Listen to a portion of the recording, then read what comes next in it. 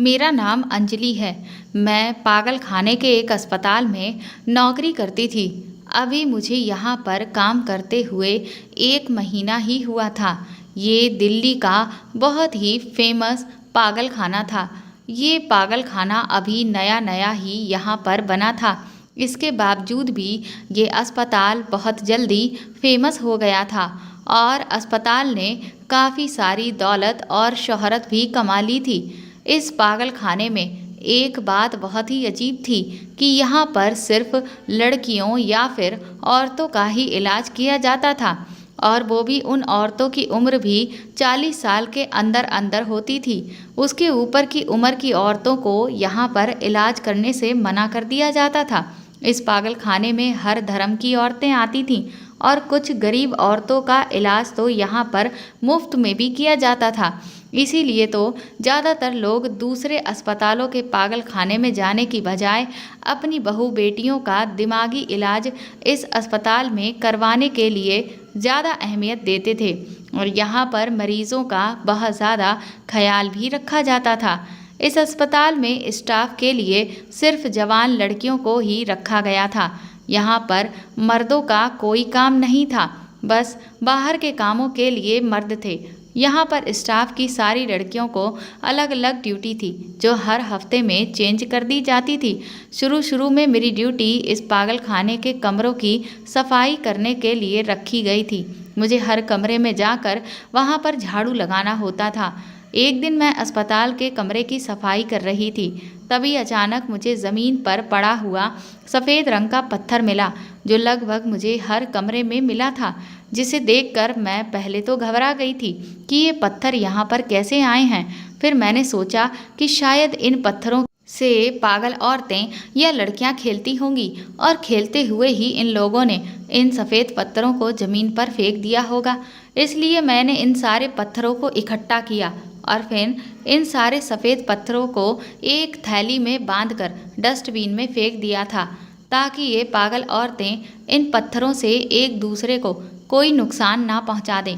इस अस्पताल में साफ सफाई का बहुत ज़्यादा ख्याल रखा जाता था, इसलिए हर रोज़ यहाँ मरीज की बेडशीट भी चेंज की जाती थी, फर्श की सफाई भी की जाती थी, झाड़ू पोछा भी दिन में कई बार कर दिया जाता था ताकि जब मौजूद यहाँ पर लोग अपने पेशेंट से मिलने के लिए आएँ तो उन पर अच्छा असर पड़े।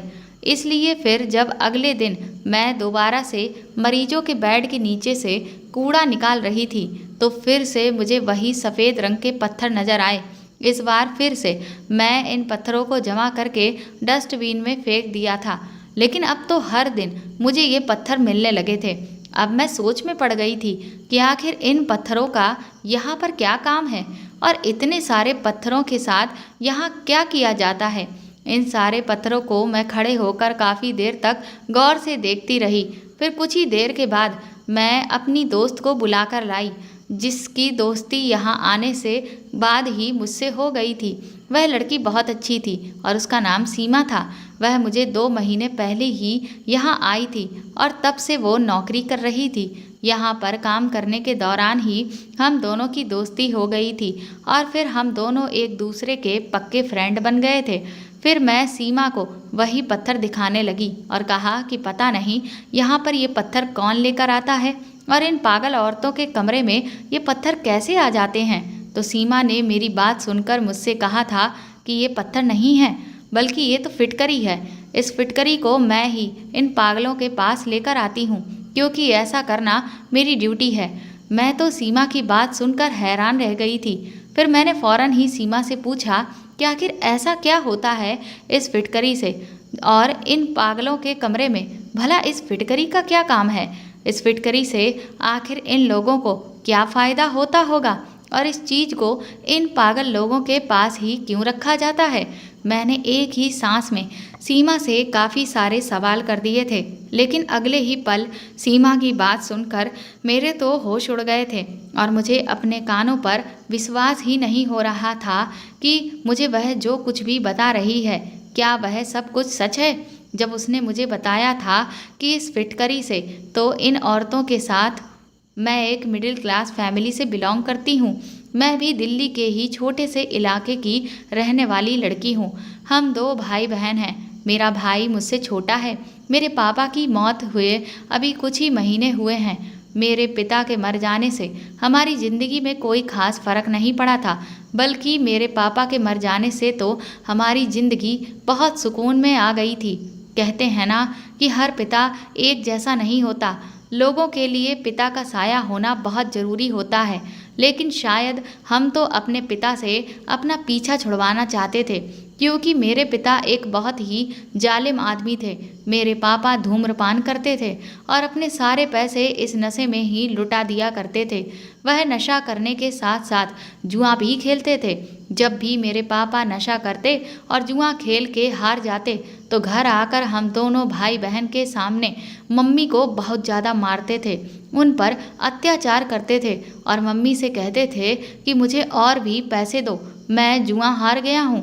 फिर जब मम्मी पापा से कहती थी कि मेरे पास पैसे नहीं हैं, मैं पैसे कहाँ से लेकर आऊँ, आप तो घर में खाने के लिए भी पैसे नहीं देते हैं, ये बच्चे बेचारे भूखे ही बैठे हुए रहते हैं, अगर पैसे होते तो मैं सबसे पहले बच्चों का पेट भरती। ये बात सुनकर तो मेरे पापा मम्मी पर और भी ज़्यादा गुस्सा होते थे और उन पर अत्याचार किया करते थे। हम भाई बहन अभी छोटे थे, इसलिए सब कुछ जानने के बावजूद भी अपनी मम्मी के लिए हम कुछ नहीं कर पाते थे, बल्कि एक कोने में बैठकर अपनी मम्मी को पिटता हुआ खामोशी से देखते रहते थे। और दोनों भाई बहन एक दूसरे से गले लगकर खूब रोते थे, क्योंकि मैं अपने भाई से बड़ी थी, इसलिए मैं उसको तसल्ली देती रहती थी और उसे चुप करवाने की पूरी कोशिश करती थी। लेकिन अब तो ये सब रोज़ का ही रूटीन बन गया था। जब भी पापा घर में आते तो कोई ना कोई हंगामा करते ही थे। आसपास के लोगों को भी अब ये पता चल चुका था कि मेरे पापा की आदतें बहुत ज़्यादा खराब हैं। जब मेरे पापा जुआ जीत जाते थे तो कई कई दिन तक घर पर वापस लौटकर ही नहीं आते थे, बल्कि वह नशा करके अपने दोस्तों के पास ही पड़े रहते थे और जो जुओं में पैसे जीते होते थे उन सभी पैसों को वह ख़त्म कर देते थे। उन्हें हम मासूम बच्चों की कोई भी फिक्र नहीं थी। उन्होंने कभी हम बच्चों के बारे में सोचा भी नहीं था। उन्हें तो हमेशा अपने आप से ही मतलब होता था। मेरे पापा ने घर का सारा सामान तक बेच डाला था। मजबूरी में आकर मम्मी को घर से बाहर निकलना पड़ा था, क्योंकि उन्हें अपने बच्चों का भी तो पेट पालना था। अगर हमें कुछ खाने के लिए नहीं मिलता तो हम लोग तो भूख से ही मर जाते। इसलिए मेरी मम्मी ने फिर एक कदम उठाया कि वह लोगों के घरों में जाकर काम करना शुरू करने लगी। मेरी मम्मी ने लोगों के घर में जाकर साफ सफाई का काम करना शुरू कर दिया था, जिसकी वजह से हमें 2 वक्त का खाना मिलने लगा था। मेरी मम्मी को जो सैलरी मिलती थी उससे वह घर का खर्च चलाती थी। घर की सारी जिम्मेदारी मेरी मम्मी के कंधों पर ही थी, क्योंकि पापा तो बड़ी बेफिक्री से अपनी पूरी जिंदगी गुजार रहे थे। मम्मी सुबह होते ही लोगों के घरों में काम करने के लिए चली जाती थी और मम्मी के काम पर चले जाने के बाद मैं अपने भाई को नाश्ता देती और फिर घर की सफाई करती और खाना भी मैं ही पकाया करती थी, क्योंकि मेरी मम्मी ने मुझे कम उम्र में ही ये सब कुछ करना सिखा दिया था। पर मैं तो असल में पढ़ना चाहती थी। मुझे पढ़ने की बहुत ज़्यादा तमन्ना थी। मैं अपने छोटे भाई से पूरे 10 साल बड़ी थी।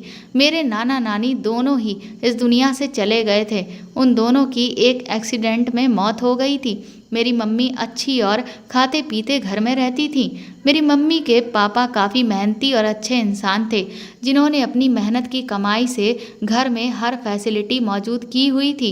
मेरे नाना नानी की मौत के बाद मामा को मम्मी बोझ लगने लगी थी और उन्होंने जल्दी ही अपने बोझ को अपने सर से उतार कर फेंक दिया था और मेरी मम्मी की शादी बिना कुछ सोचे समझे ही एक बिगड़े हुए इंसान के साथ कर दी थी। फिर मामा जी ने कभी भी पलटकर मम्मी की तरफ नहीं देखा था। उन्होंने कभी दोबारा पलटकर मेरी मम्मी की खबर तक नहीं ली थी कि वह अपने ससुराल में कैसे रहती हैं, किस तरह के हाल में हैं, आखिर वह अपनी ज़िंदगी कैसे गुजार रही हैं। शायद कुछ भाइयों के लिए बहनें इस तरह से बोझ बन जाती हैं कि वह उनकी जिंदगियों को अपने हाथों से ही बर्बाद कर देते हैं। लेकिन कोई बात नहीं, दूसरे के साथ की हुई गलती एक न एक दिन अपने आगे भी ज़रूर आती है।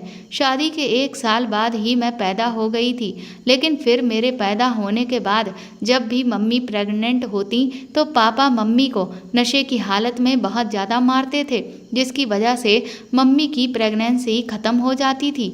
और फिर इस तरह से पूरे शादी के 9 साल बाद मेरा भाई जैसे तैसे पैदा हुआ था। मेरे भाई का नाम सुमित था। सुमित के पैदा होने पर पापा को तो कोई खास खुशी नहीं हुई थी, लेकिन मेरे भाई के जन्म पर मैं और मेरी मम्मी बहुत खुश हो गए थे, क्योंकि मेरी मम्मी का कहना था कि तुम्हारा भाई ही अब हमारी किस्मत को पलटेगा। ये बड़ा होकर जब अपनी माँ के लिए पैसा कमाएगा तो हमारी सारी परेशानियों को दूर कर देगा। मेरे भाई के जन्म के बाद मम्मी ने पापा के मना करने के बाद भी मेरा एक सरकारी स्कूल में एडमिशन करवा दिया था, क्योंकि मेरी ख्वाहिश थी कि मैं खूब पढूं, जहां पर फीस बहुत ही मामूली सी थी। लेकिन इसके बावजूद भी मेरे पापा हर दिन घर में हंगामा कर दिया करते थे और कहते थे कि अपनी बेटी पर पैसे बर्बाद मत करो, ये तो पराए घर की है, यहाँ से एक दिन चली जाएगी, इसलिए उस पर पैसा खर्च करना बेकार की बात है। मेरे पापा का कहना था, जो पैसे तुम अपनी बेटी पर लगाती हो, अगर तुम मुझे दे दोगी तो वह सारे पैसे ही शाम तक डबल हो जाएंगे और डबल करके मैं तुम्हें पैसे लाकर दे दूंगा। मम्मी तो बस पापा की बात सुनकर अफसोस की वजह से सर हिलाती रह जाती थी। वह बेचारी कुछ नहीं कर सकती थी। मैं अपने पापा के इतना हंगामा करने की वजह से भी सिर्फ 5वीं क्लास तक ही पढ़ पाई थी, क्योंकि जब एक दिन मैं स्कूल से घर वापस आई तो उस दिन भी पापा ने मम्मी को रूटीन के मुताबिक बहुत ज़्यादा मारा था। न जाने क्यों उस दिन मुझे अपनी मम्मी को इस हालत में देखकर कुछ भी बर्दाश्त नहीं हो रहा था। मेरे पापा मेरी वजह से मेरी मम्मी को बुरी तरह से मार रहे थे। मुझे अपने पापा पर बहुत गुस्सा आ गया। उन्होंने मम्मी को मारने के लिए हाथ में डंडा उठा लिया था। मैं जल्दी से पापा के सामने जाकर खड़ी हो गई और अपनी मम्मी के लिए स्टैंड लिया। मैंने अपने पापा के हाथ से डंडा छीन लिया और कहा कि अगर आपने मेरी मम्मी को मारने की कोशिश की तो मैं सारे गांव में चीख चीख कर सबको बता दूंगी कि आप मेरी माँ को जान से मारने की कोशिश कर रहे हो। फिर उसके बाद सारे गांव वाले आपकी खूब बेइज्जती करेंगे और अगर फिर भी आप नहीं समझे तो मैं पुलिस में जाकर आपके खिलाफ रिपोर्ट लिखवाऊंगी, क्योंकि स्कूल में हमें जुल्म के खिलाफ आवाज़ उठाने के बारे में सिखाया जाता था। हमें स्कूल में बताया गया था कि जुल्म को खामोशी से मत सहो और उसको बर्दाश्त मत करो। अगर जुल्म हद से ज़्यादा बढ़ जाए तो तुम्हारे लिए उस पर आवाज़ उठाना बहुत ज़रूरी होता है। इसीलिए मैंने घूरती हुई नज़रों से पापा की तरफ देखते हुए उनसे ये सवाल किया था कि अब आखिर कब तक आप मेरी मम्मी को इस तरह से जानवरों की तरह पीटते रहोगे और हम खामोश होकर ये सब कुछ बर्दाश्त करते रहेंगे। प्लीज़ पापा, अब भगवान के लिए बस कर दो ये सब कुछ करना, और अब ज़्यादा हमसे ये सब कुछ नहीं सहा जाता। मेरी बात सुनकर तो मेरे पापा को बहुत ज़्यादा गुस्सा आ गया था। उन्होंने फौरन ही मेरे हाथ से डंडा छीन लिया और मेरे गाल पर एक जोरदार थप्पड़ मार दिया।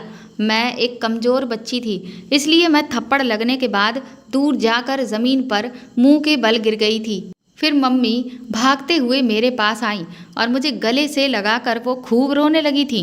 पापा ने तो सारा घर सर पर उठा लिया था और वह चिल्लाते हुए मुझसे कह रहे थे कि अब तेरी इतनी हिम्मत हो गई कि तू अपने पिता से मुकाबला करने पर उतर आई है।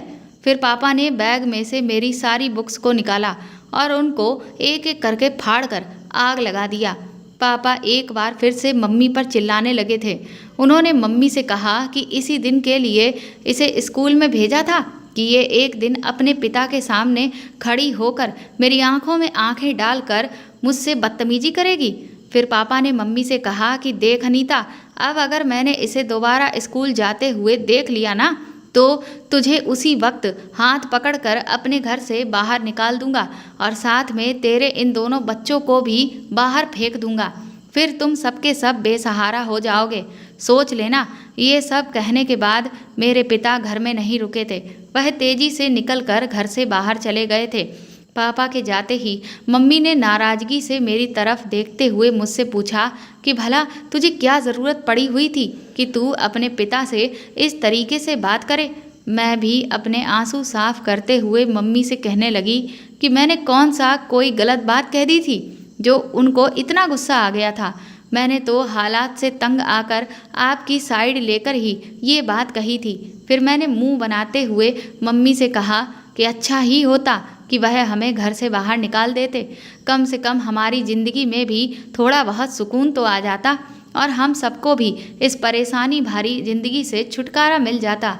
मेरी बात सुनकर मेरी मम्मी को तो बहुत गुस्सा आ गया और वह मुझसे कहने लगी कि खबरदार, जो दोबारा कभी भी तुमने ऐसी बात मजाक में अपने मुंह से निकाली, ऐसी बात कभी अब दोबारा मत कहना। तुम खुद ही दिमाग लगाकर ये बात सोचो कि अगर तुम्हारे पापा ने कोई भी ऐसा कदम उठा लिया तो फिर हम लोग कहाँ जाएंगे? हमारे सर पर एक ही तो छत है और तुम जानती भी हो कि हमारा इस दुनिया में अब कोई भी ठिकाना नहीं है। ये बस एक ही छत है और हम इससे भी अगर हाथ धो बैठे तो फिर हम लोग कहाँ जाएंगे? फिर तो हम सड़कों पर धक्के खाने के अलावा हमारे पास और कोई चारा भी नहीं होगा। पहले ही हम लोगों के लिए 2 वक्त की रोटी बड़ी मुश्किल से आ रही है, बड़ी मुश्किल से हम इन पैसों को कमा पा रहे हैं, फिर हम अपने रहने का इंतजाम भी कैसे करेंगे? मेरी मम्मी कहने लगी, वैसे भी इस जालिम दुनिया में एक मर्द के सहारे की हम लोगों को बहुत ज़रूरत होती है। मुझे मम्मी की बातों से कुछ भी समझ में नहीं आ रहा था, जबकि मैं तो यही समझती थी कि दुनिया बहुत जालिम है और जालिम तो मेरा पिता भी है। अपनी पत्नी और अपने बच्चों पर वह तरह तरह से अत्याचार करता है। उस दिन के बाद मैं कभी स्कूल गई नहीं थी। बस अब तो मेरी मम्मी मेरी शादी कर देना चाहती थी। मेरी मम्मी चाहती थी कि उनकी दोस्त के बेटे के साथ मेरी शादी हो जाए। मेरी मम्मी की दोस्त भी कुछ ज़्यादा अमीर नहीं थी। उनका एक इकलौता बेटा था और मेहनत मजदूरी करके वह भी अपना घर जैसे तैसे चला रही थी। मेरी मम्मी इस रिश्ते से बहुत खुश थी। घर के हालात देखकर मेरी मम्मी ने मेरी शादी जल्दी करने का फैसला कर लिया था, क्योंकि मम्मी को हमेशा बस एक ही डर लगा रहता था कि कहीं पापा किसी दिन जुए में अपनी बेटी को ही दांव पर ना लगा दें और अगर वह मुझे हार गए तो फिर ना जाने क्या होगा। इसीलिए मम्मी ने बिना देरी किए हुए अपनी सहेली से उनके बेटे के साथ मेरे रिश्ते की बात की थी। मेरी मम्मी की दोस्त ने कहा था कि तुम्हारी बेटी बहुत अच्छी है और बहुत सुंदर भी है। उन्हें इस रिश्ते से कोई भी ऐतराज़ नहीं था। वह खुश हो गई थी और उन्होंने कहा कि मैं भी यही चाहती हूँ कि जल्द से जल्द ये शादी हो जाए। उन्होंने मेरी मम्मी से कहा कि आप परेशान बिल्कुल भी मत हो, मैं जल्दी ही आपकी बेटी को अपने घर की दुल्हन बनाकर ले आऊँगी। उन्होंने मेरी मम्मी से कहा कि अनीता, मेरी कोई भी बेटी नहीं है और मैं तुम्हारी बेटी को अपनी बेटी के जैसा ही बनाकर रखूँगी। अनीता, मैं तुम्हें क्या बताऊं कि मेरी भी यही चाहत है कि तुम्हारी बेटी अंजलि मेरे बेटे की पत्नी बन जाए और तुमने आज ये रिश्ता मांगकर मेरे दिल की दबी हुई ख्वाहिश को पूरा कर दिया है। वो कहने लगी कि मैं शादी में अब बिल्कुल भी देर नहीं करूँगी, क्योंकि मेरा बेटा तो सुबह सुबह ही काम पर चला जाता है और फिर मैं सारा दिन इस घर में अकेली ही रहती हूँ।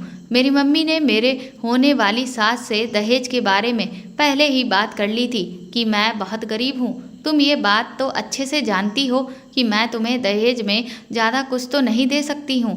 मेरी मम्मी की सहेली ने कहा था कि मैं जानती हूँ कि तुम्हारे घर के हालात बिल्कुल भी ठीक नहीं हैं, मैं तुमसे इसीलिए दहेज नहीं लूँगी, लेकिन मेरी एक ख्वाहिश है जिसे तुम्हें ज़रूर पूरी करना होगा।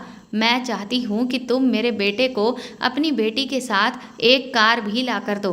अपनी सहेली की ये बात सुनकर मेरी मम्मी तो बहुत ज़्यादा परेशान हो गई थी और उनसे कहने लगी कि तुम तो मेरे घर के हालात को अच्छी तरह से जानती हो ना। लोगों के घरों में काम करके तो मैं जैसे तैसे अपने घर का खर्च चलाती हूँ और इसके अलावा तो मेरी और कोई भी आमदनी भी नहीं है, इसलिए कार देना तो मेरे बस की बात नहीं है। लेकिन जहाँ तक दहेज की बात है तो मैं उसमें थोड़ा बहुत सामान अपनी बेटी को लेकर दे दूँगी।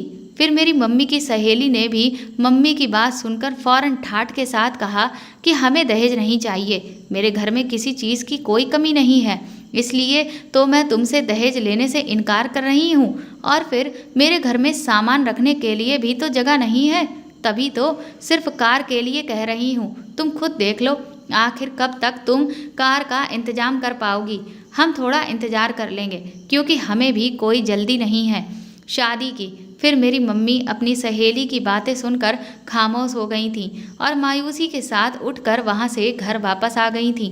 मैंने अपनी मम्मी के चेहरे को उदास देखा तो उनसे उनकी खामोशी की वजह पूछी। मेरे कई बार पूछने पर भी मम्मी ने मुझे कुछ भी नहीं बताया था। फिर थोड़ी देर के बाद मेरी मम्मी उठी और अपना छोटा सा पर्स निकाल कर बैठ गई थी, जिसमें मम्मी पापा से छुपाकर कुछ पैसे रखती थी। क्योंकि पापा घर पर नहीं थे, इसलिए वह बेफिक्री के साथ उन पैसों को गिनने में लग गई थी। मैं बचपन से ही मम्मी को देखती आ रही थी कि हर महीने के आखिरी में जब उनको सैलरी मिलती थी तो वह उन पैसों को 2 हिस्सों में डिवाइड कर लेती थी और फिर आधे पैसों से मम्मी घर में राशन भरवा देती थी और आधे पैसे हमेशा इस पर्स में छुपा कर रख देती थी। और वह पापा के इतना मारने पीटने के बावजूद भी मम्मी ने पापा को कभी भी इन पैसों के बारे में भनक तक नहीं लगने दी थी।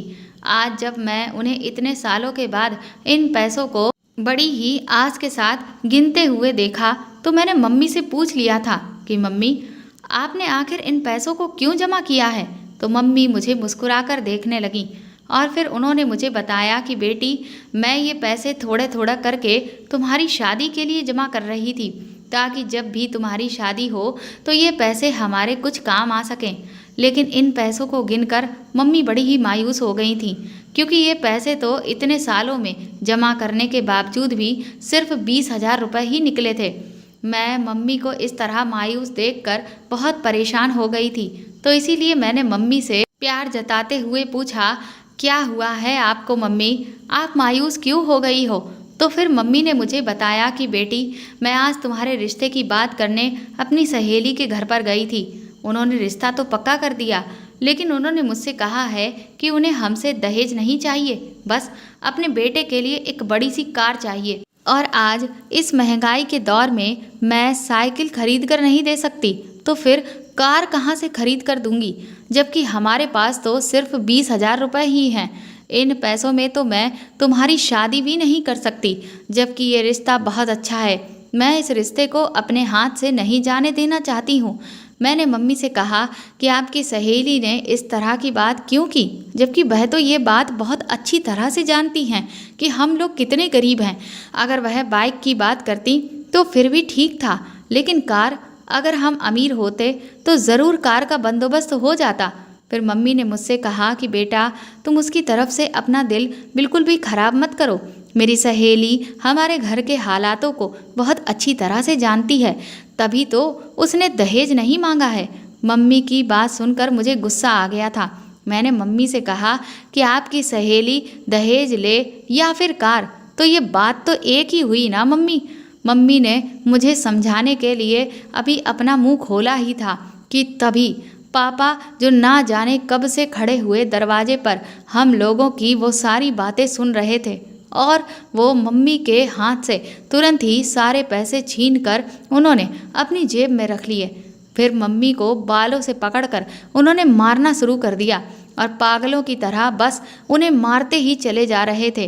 वो ये भी नहीं देख रहे थे कि उन्हें कहाँ पर चोट लग रही है और कहाँ नहीं लग रही है। वो बार बार मम्मी से यही कह रहे थे कि तूने मुझे धोखा दिया है, मैं तुझे कभी भी माफ़ नहीं करूँगा, तूने ये पैसे मुझसे क्यों छुपाए? और फिर मेरी तरफ इशारा करके कहने लगे कि इस मनहूस लड़की के लिए तूने मुझसे सारी उम्र झूठ बोला। मैं मम्मी को बचाने के लिए आगे बढ़ी ही थी कि पापा ने मुझे भी मारना पीटना शुरू कर दिया। मेरी मम्मी को बहुत ज़्यादा चोटें आई थीं। पापा ने मम्मी को एक तरफ धक्का दिया और खुद घर से बाहर जाने लगे थे। मम्मी ने भी हिम्मत नहीं हारी थी, बल्कि वो भी जल्दी से उठकर खड़ी हुई और उन्होंने पापा का रास्ता रोक लिया था। और फिर पापा पर वो बुरी तरह से चिल्लाने लगी कि निकालो मेरे पैसे, क्योंकि ये मेरे खून पसीने की कमाई है, ये तुम्हारी तरह जुए में जीते हुए पैसे नहीं हैं, मैं तुम्हें इनको लेकर नहीं जाने दूंगी। मैंने आज पहली बार अपनी मम्मी को पापा के ऊपर चिल्लाते हुए देखा था। लेकिन पापा किसी की भी परवाह किए बिना ही वह पैसे लेकर वहाँ से जा चुके थे। पापा के इस तरह से पैसे ले जाने पर मम्मी को बहुत ज़्यादा शौक लगा था और वह चक्कर खाकर ज़मीन पर गिर गई थी, क्योंकि ये पैसे मेरी मम्मी सालों से इकट्ठा कर रही थी और इन पैसों को मेरे पापा जुए में हारने के लिए ले गए थे। फिर मम्मी को इस हालत में देखकर मैं भी चिल्लाने लगी थी कि कोई हमारी मदद करने के लिए आ जाए, लेकिन कोई भी हमारी मदद करने के लिए नहीं आया था, बल्कि आस पड़ोस के लोग तो आकर खड़े हो गए थे और घेरा लगाकर वह लोग सिर्फ तमाशा देखकर वहाँ से कुछ देर बाद वापस चले गए थे। फिर मैं बड़ी ही मुश्किल से अपनी मम्मी को एक सरकारी अस्पताल में लेकर गई, क्योंकि किसी प्राइवेट अस्पताल में ले जाने के लिए मेरे पास बिल्कुल पैसे ही नहीं थे। डॉक्टर ने मम्मी का चेकअप किया। मम्मी को बहुत गहरा सदमा पहुंचा था, जिसकी वजह से उन्हें हार्ट अटैक हो गया था। डॉक्टर की ये बात सुनकर के तो मैं ज़मीन पर ही गिर गई थी और मैंने भी रोना धोना शुरू कर दिया था, क्योंकि बस एक मेरी मम्मी ही तो थी जो हम दोनों भाई बहन की परवाह करती थी, जबकि पापा ने तो आज तक कभी भी हमारी कोई जिम्मेदारी नहीं उठाई थी और वह भी अब बीमार हो गई थी। मम्मी के साथ साथ अब मुझे इस बात की फिक्र थी कि आखिर अब कौन हमारा सहारा बनेगा और हम लोग कहाँ से खाएंगे पिएंगे। डॉक्टर ने 2 दिन के बाद ही मेरी मम्मी को डिस्चार्ज कर दिया था। मैं अपनी मम्मी को लेकर वापस घर आ गई थी। अब मैं सारा दिन मम्मी के पास ही बैठी रहती थी और उनकी सेवा में लगी रहती थी। दिन रात मैं उनकी फिक्र में खूब आंसू बहाती रहती थी, क्योंकि घर का सारा राशन अब ख़त्म हो गया था और मेरा भाई भी भूख से तड़प रहा था। हम दोनों भाई बहन सारा दिन रोते रहते थे। 2 दिन तक तो पापा घर नहीं आए थे और ना ही उनकी कोई खबर थी कि वह कहाँ पर हैं और उन पैसों के साथ उन्होंने क्या किया। लेकिन फिर तीसरे ही दिन कुछ लोग पापा की लाश लेकर हमारे घर पर आए थे। उनके मुताबिक पापा के पास जो पैसे थे उनमें से आधे वह जुए में हार गए थे और बाकी जो बचे थे उन पैसों से मेरे पापा ने शराब पी ली थी। लेकिन वह शराब जहरीली निकली थी, जिसकी वजह से मेरे पापा के साथ साथ और भी दूसरे लोग अपनी ज़िंदगी से हाथ धो बैठे थे। पापा ने अपनी सारी ज़िंदगी हमारे साथ जो कुछ भी किया था उसको हम कभी भी भूल नहीं सकते थे। इसीलिए पापा के मर जाने से हम लोगों को कोई खास दुख भी नहीं हुआ था। लेकिन अब हमारे घर में भूखे रहने की नौबत आ गई थी, इसलिए मैंने नौकरी तलाश करना शुरू कर दिया था। मम्मी की जगह पर अब मैं लोगों के घरों में काम करने के लिए जाने लगी थी, लेकिन ये लोग मुझसे काम ज़्यादा करवाते थे और पैसे वो बहुत कम दिया करते थे। इसके अलावा सारा दिन हर छोटी छोटी बात पर वो लोग मुझे डांटते ही रहते थे। मुझे बहुत डांट खानी पड़ती थी, इसलिए मैंने जल्दी ही लोगों के घरों का काम करना भी छोड़ दिया था और एक बार फिर से नौकरी तलाश करनी शुरू कर दी थी, क्योंकि अब घर की सारी जिम्मेदारी मुझ पर ही आ गई थी। लेकिन मैं अपनी हर कोशिश के बावजूद भी लगातार नाकाम हो रही थी। फिर एक दिन मेरे पड़ोस में रहने वाली एक लड़की ने मुझे हमारे ही शहर में बने हुए पागल खाने के बारे में बताया, जो कि अभी नया नया बना हुआ था, और मुझसे कहा था कि ये एक प्राइवेट अस्पताल है और इस अस्पताल की ओनर एक बूढ़ी औरत है, इसीलिए वह तुम्हारी मजबूरी को समझते हुए तुम्हें आसानी से नौकरी दे देगी। मैं अगले ही दिन उस अस्पताल में चली गई थी और फिर ऐसा ही हुआ था। वहाँ की ओनर ने मुझे आसानी से नौकरी पर रख लिया था। मेरी पढ़ाई तो बहुत ज़्यादा नहीं थी, इसलिए मुझे साफ़ सफाई के लिए रख लिया गया था और मुझे सैलरी भी अच्छी ऑफ़र की थी। मैंने इस नौकरी को अपने लिए बहुत लकी समझा और फ़ौरन इस नौकरी को एक्सेप्ट कर लिया। शुरू में तो मुझे अस्पताल में वहाँ के टॉयलेट बाथरूम साफ़ करने की ड्यूटी दी गई थी। फिर कुछ दिनों के बाद ही मेरी ड्यूटी चेंज कर दी गई। मुझे अस्पताल के जितने भी कमरे थे उन सभी कमरों में झाड़ू लगाने का काम दिया गया था। जिस दिन से मेरी ड्यूटी चेंज हुई थी उस दिन से लगातार मुझे पागल औरतों के कमरे से झाड़ू लगाते टाइम वो सफ़ेद रंग के पत्थर टाइप के जैसी कोई चीज़ मिल रही थी। तब मेरी फ्रेंड ने मुझे बताया कि ये फिटकरी है। मैंने उससे पूछा कि भला पागल खाने में फिटकरी का क्या काम, तो वह कहने लगी कि मुझे भी इस बात पर बहुत हैरत होती थी और इसीलिए एक दिन मैंने जो डॉक्टर इसको लेकर जाती थी उनके पीछे जाकर जब देखा तो मैंने उन्हें इस पर एक अजीब तरह का केमिकल लगाते हुए देखा। अपनी फ्रेंड के मुंह से ये बात सुनकर मेरी तो आंखें फटी की फटी रह गईं। मैंने कहा, आखिर कैसा केमिकल? तो वह कहने लगी कि जब मैं इसके बारे में पता करने लगी तो ये पाया कि ये केमिकल बड़ा ही खतरनाक होता है। इतना खतरनाक कि इससे जान भी जा सकती है और इसके इस्तेमाल से किसी के भी होश खो सकते हैं। लेकिन इस केमिकल के असर को कम करने के लिए ही इसे फिटकरी पर लगाया जाता है। फिटकरी पर लगे होने की वजह से ये जानलेवा नहीं बनता, लेकिन अगर इसे सीधे तरीके से किसी भी इंसान के ऊपर इस्तेमाल कर लिया जाए तो फिर उसकी तो ऐन मौके पर ही मौत हो सकती है। मैंने अपनी फ्रेंड से कहा कि लेकिन इस केमिकल को किस पर यूज़ किया जा रहा है? तो वह कहने लगी कि तुम ये बात किसी से मत कहना। लेकिन मैंने बहुत ही खतरा मोल लेते हुए इस बात का पता लगाया था। दरअसल इस केमिकल का इस्तेमाल यहाँ पर रहने वाली पागल औरतों और लड़कियों पर किया जा रहा है। उसके मुंह से ये बात सुनकर मेरे तो पैरों तले से ज़मीन ही निकल गई थी। अपनी फ्रेंड की बातें सुनकर तो मुझे अपने कानों पर विश्वास ही नहीं हो रहा था। मैंने उससे पूछा कि आखिर इस तरह के जहरीले केमिकल को इन औरतों पर इस्तेमाल करने की वजह क्या है? तो वह कहने लगी कि दरअसल इस केमिकल से हर पागल औरत और लड़की को बेहोश किया जाता है, जिसके बाद उन लोगों से जो कुछ भी कहा जाए वह ठीक वैसा ही करती हैं, क्योंकि वह तो अपने होश पूरी तरह से खो बैठती हैं। और फिर इन लोगों को पीछे की तरफ बने हुए अलग कमरों में लेकर जाया जाता है।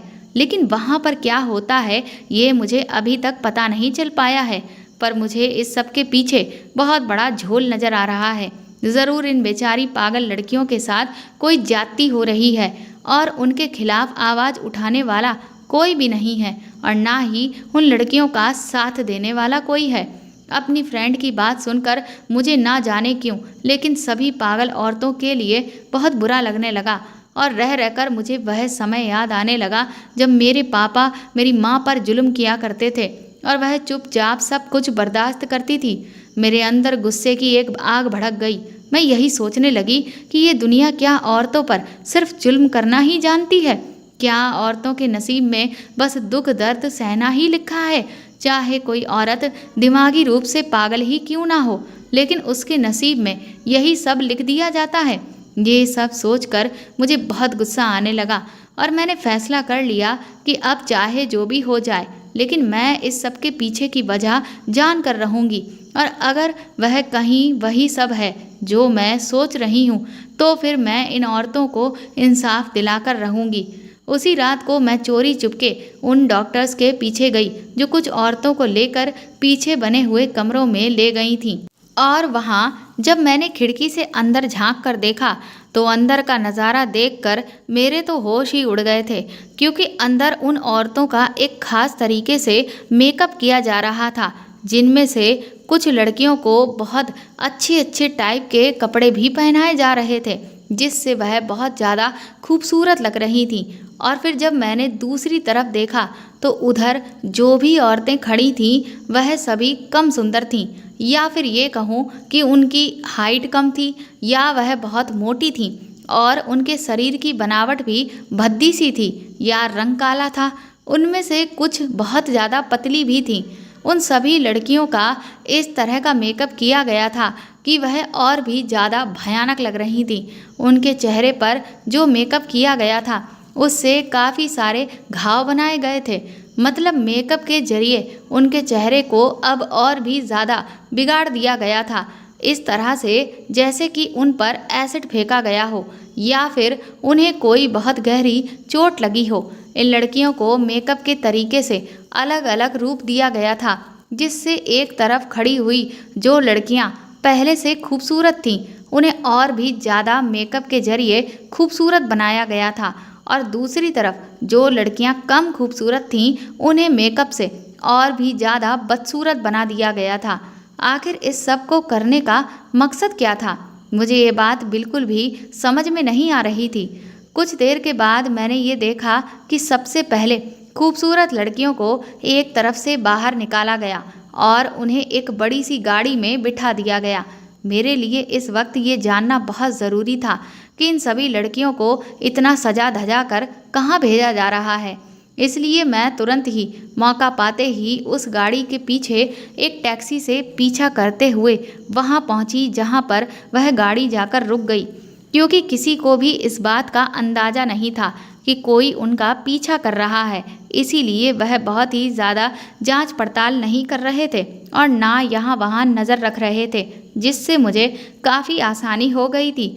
मैंने फिर देखा कि उनमें से आधी लड़कियों को एक एक करके एक बड़े से फार्म हाउस के अंदर ले जाया गया, जहाँ पर कुछ आदमी पार्टी करते दिख रहे थे।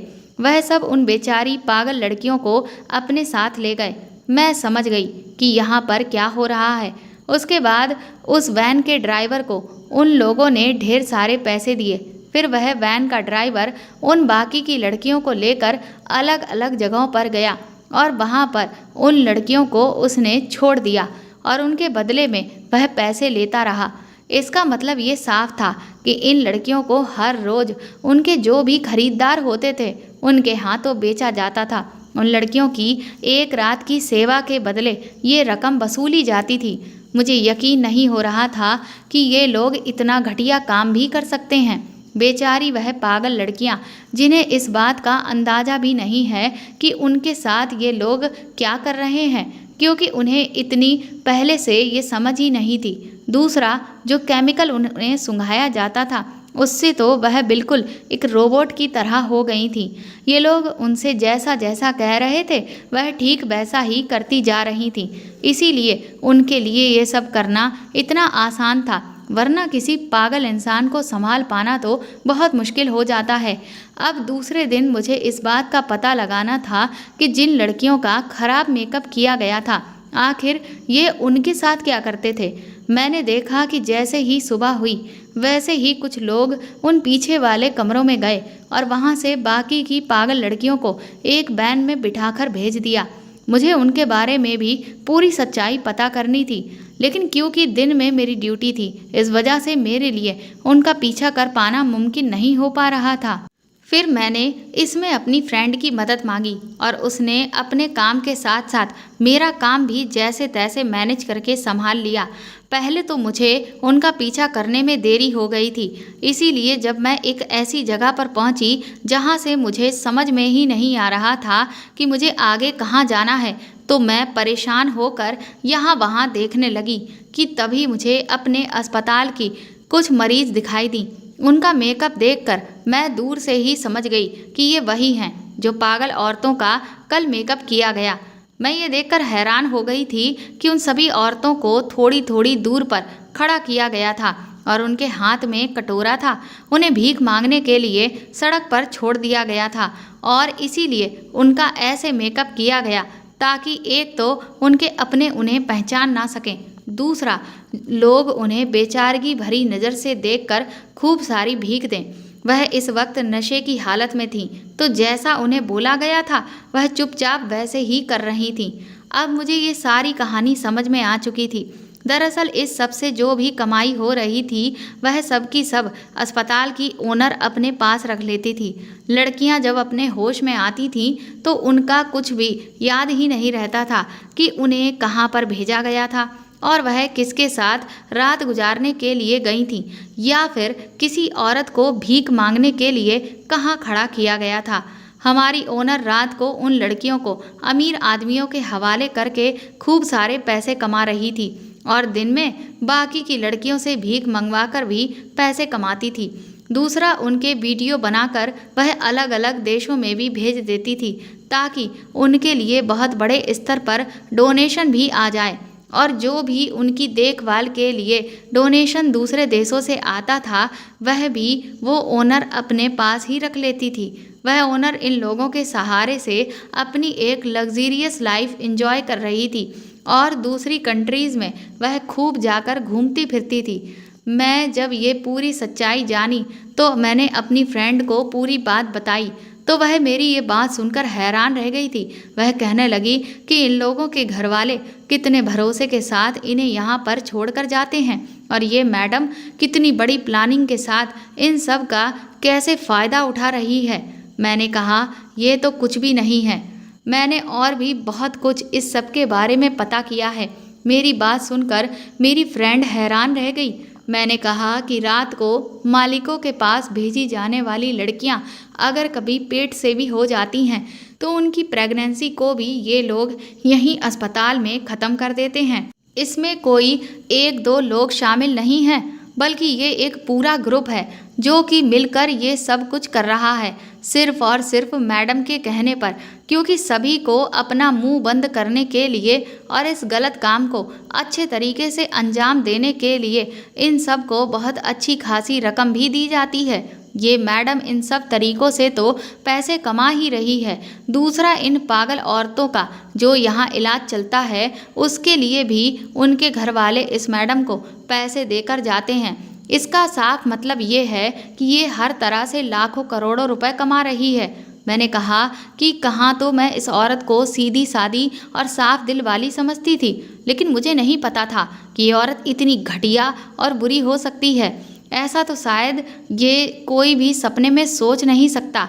ये औरत बूढ़ी जरूर है, लेकिन ये हद से ज़्यादा चालाक है और इसने बड़ी ही होशियारी से इन सब का फ़ायदा उठाकर खूब सारा पैसा कमाया है और आगे भी ये ऐसा ही करती रहेगी। मेरी फ्रेंड कहने लगी कि तुमने वाकई बहुत ही जोखिम भरा काम किया है। तुमने इतना बड़ा खतरा मोल लेकर इस सारी सच्चाई का पता लगा लिया, लेकिन इस सब का फ़ायदा क्या, क्योंकि हम इन बड़े लोगों का कुछ भी नहीं बिगाड़ सकते। मैंने कहा कि नहीं, मैं ये सब बर्दाश्त नहीं करूँगी।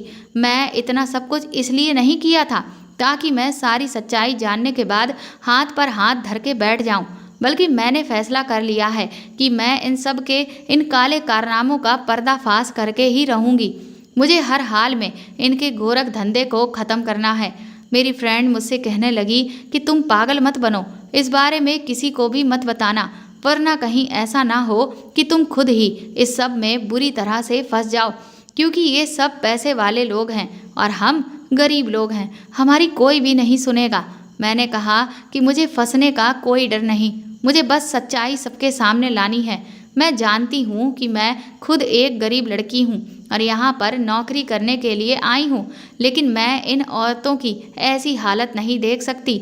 इन औरतों के साथ बहुत बड़ा धोखा किया जा रहा है। इन बेचारियों को तो ये पता ही नहीं कि उनके साथ रात को क्या किया जाता है। मेरी फ्रेंड के मना करने के बावजूद भी मैं अगले ही दिन पुलिस के पास पहुँच गई और उन्हें सब कुछ बता दिया। इस सब का पता लगाने के दौरान मैंने उन लोगों के कुछ फ़ोटोज़ भी क्लिक किए थे और वो भी मैंने पुलिस को दिखा दिए, लेकिन पुलिस वाले कहने लगे कि उनके लिए इतने सबूत काफ़ी नहीं हैं, क्योंकि इन तस्वीरों में किसी का भी चेहरा बहुत ज़्यादा साफ नज़र नहीं आ रहा है। इसके लिए हमें ठोस सबूत चाहिए। मैंने पुलिस से कहा कि ठोस सबूतों को जुटाने में मैं आपकी हर तरह की मदद करने को तैयार हूँ। फिर मैंने उन्हें अपने दिमाग में तैयार पहले से ही एक प्लान बताया। मैंने उनसे कहा कि अगर हम इस प्लान के हिसाब से चलते हैं तो फिर जल्दी ही हम इन लोगों के खिलाफ सारे सबूत इकट्ठे कर लेंगे। इसके बाद पुलिस वालों ने अपनी ही एक लेडी कांस्टेबल को पागल बनाकर उस पागल खाने में भर्ती करने के लिए भेज दिया था। वह जो पुलिस कांस्टेबल थी वह बहुत ज़्यादा खूबसूरत थी। वह जानती थी कि कभी भी उन्हें फिटकरी बहाने से दी जा सकती है, क्योंकि सबको लगता था कि वह पागल है, लेकिन वह तो नॉर्मल थी। जब उन्हें रात के टाइम पर फिटकरी सूंघने के लिए दी जा रही थी, तब उन्होंने उससे पहले ही अपनी नाक में एक रुई का टुकड़ा दोनों तरफ रख लिया था। डॉक्टर को दिखाने के लिए उसने सांस लेने का दिखावा भी किया, लेकिन उन्होंने उस वक्त सांस भी नहीं ली ताकि किसी भी तरह की कोई गड़बड़ ना हो। उन्होंने अपनी नाक के आगे फिटकरी को लगा लिया था। सबके सामने पुलिस कांस्टेबल ममता ने यही रिएक्ट किया कि जैसे उसकी हालत अब बेसुध सी होने लग गई है और वह अपने होश खो बैठी है। मैं ममता का साथ दे रही थी और अब तो ममता के आगे भी सब कुछ खुलकर आ गया था। इसीलिए मुझे ममता को मेकअप रूम में ले जाने के लिए कहा गया था। मैं ममता को मेकअप रूम में लेकर चली गई। ममता के कपड़ों में पहले से ही एक कैमरा लगा हुआ था, जिससे पुलिस सब कुछ देखकर रिकॉर्ड कर रही थी। जब ममता का मेकअप किया गया तब बाकी की पागल औरतों का भी वहाँ पर मेकअप किया जा रहा था, जिन्हें भीख मांगने के लिए सुबह ले जाना था। तो मुझे इस बात की कहीं ना कहीं तसल्ली हो रही थी कि अब सब कुछ सबके सामने खुलकर आ ही जाएगा। ममता पूरी तरह से तैयार हो गई थी और फिर उन्हें उस आदमी के हवाले भी कर दिया गया जिसने उन्हें खरीदा था। ममता को उस आदमी के घर जाने के लिए गाड़ी में बिठाकर जैसे ही उस आदमी के हवाले किया जा रहा था कि तभी इतनी देर में ही पुलिस आ गई और पुलिस की एक टीम ने उस आदमी को पकड़ लिया और फिर दूसरी टीम ने पूरे अस्पताल को चारों तरफ से घेर लिया था और वहाँ पर जितने भी लोग इस काम में शामिल थे उन सब को अरेस्ट कर लिया गया। मैडम तो उस टाइम अस्पताल में नहीं थी, वह अपने घर पर ही थी। पुलिस ने उन सब लोगों को अरेस्ट कर लिया। उसके बाद मैडम के घर पर भी छापा मारा गया और उनको सबूतों के साथ अरेस्ट कर लिया गया। मैडम के पास बहुत सारा काला धन भी निकला, वो सब भी पुलिस ने तुरंत ही जब्त कर लिया था। जब वहाँ के स्टाफ की खूब पिटाई की गई जो मैडम के साथ मिले हुए थे तो उन्होंने सारी सच्चाई खुलकर बता दी। मैडम को पता ही नहीं चल सका कि उनकी सच्चाई किसने खोली है। सभी लोगों को अरेस्ट कर लिया गया और फिर धीरे धीरे ये बात सारे मीडिया में एकदम से फैल गई थी। रातों रात ये बात पूरे शहर में जंगल में आग की तरह फैली और पूरे शहर में अस्पताल बदनाम हो गया था और कोर्ट का फैसला आया कि अस्पताल को अब पूरी तरह से बंद कर दिया जाए। वहाँ की जितनी भी औरतें लड़कियाँ थीं जिनके साथ इलाज के नाम पर ये सब कुछ हो रहा था उनके घर वालों को उनके नुकसान के लिए मुआवजा भी दिया गया। ऐसा इसलिए क्योंकि वह सब दिमागी तौर पर डिस्टर्ब थीं और उनको ठीक करने के लिए ही तो उनके घर वाले इस अस्पताल में उन्हें छोड़ कर गए थे। लेकिन यहाँ तो उनके साथ धोखा किया जा रहा था और घर वालों के पैसे काफ़ी हद तक अपने पेशेंट्स को ठीक करने की वजह से जाया हो चुके थे। यहाँ तक कि जब लोगों को ये बात पता चली कि ये सब कुछ मेरी वजह से हुआ है तो मेरा काफ़ी मीडिया वालों ने इंटरव्यू लिया। इसके बाद सरकार ने मेरी बहादुरी और इस पूरे गैंग का पर्दाफाश करने में पुलिस की मदद करने की वजह से मुझे 50 लाख रुपए और वीरता स्वरूप मेडल भी दिया गया।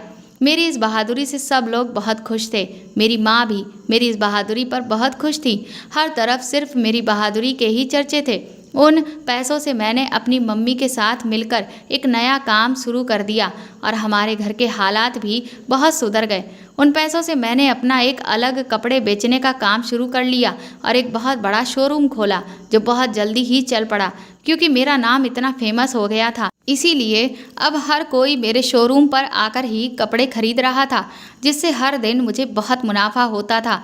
अब मुझे मम्मी की सहेली के बेटे से शादी करने की भी कोई ज़रूरत नहीं थी क्योंकि अब मैं खूब पैसा कमाना चाहती थी और अपने भाई को अच्छे से पढ़ाना लिखाना चाहती थी। मेरी मम्मी की पूरी ज़िंदगी सिर्फ पैसों की तंगी और गरीबी में ही बीती थी, इसलिए अब मैं उनके लिए हर ऐसो आराम को जुटाना चाहती थी। इसलिए मेरी मम्मी ने उस रिश्ते से इनकार कर दिया। अब मैं अपनी मम्मी और भाई के साथ बहुत अच्छी ज़िंदगी गुजार रही हूँ। कल मैं दूसरों के यहाँ नौकरी पाने के लिए दर दर भटक रही थी, लेकिन आज मैं खुद दूसरों को नौकरी दे रही थी। ये मेरे सच बोलने का और मेरी हिम्मत दिखाने का नतीजा था। दोस्तों, अगर कहीं भी गलत हो रहा है तो उसके खिलाफ आवाज़ उठाएं और ऐसे लाचार लोगों की मदद कीजिए जिन्हें आपकी मदद की ज़रूरत है। तो दोस्तों, आपको ये कहानी कैसी लगी हमें कमेंट करके ज़रूर बताएं और प्लीज़ इस कहानी को ज़्यादा से ज़्यादा शेयर और लाइक करके मेरे चैनल को सपोर्ट करें। साथ ही अगर आप चाहें तो मुझे सुपर थैंक्स भी खरीद कर दे सकते हैं। सुपर थैंक्स का ऑप्शन आपको इस वीडियो के नीचे दिए हुए सभी ऑप्शंस में दिख जाएगा जो कि हार्ट शेप में बने हुए डॉलर के साइन के तौर पर है। और अगर आप मेरे चैनल पर नए हैं तो सब्सक्राइब करके बेल आइकन को ज़रूर दबा दीजिएगा ताकि आगे भी मैं आपको ऐसी ही अच्छी कहानियाँ सुनाती रहूँ। Thank you.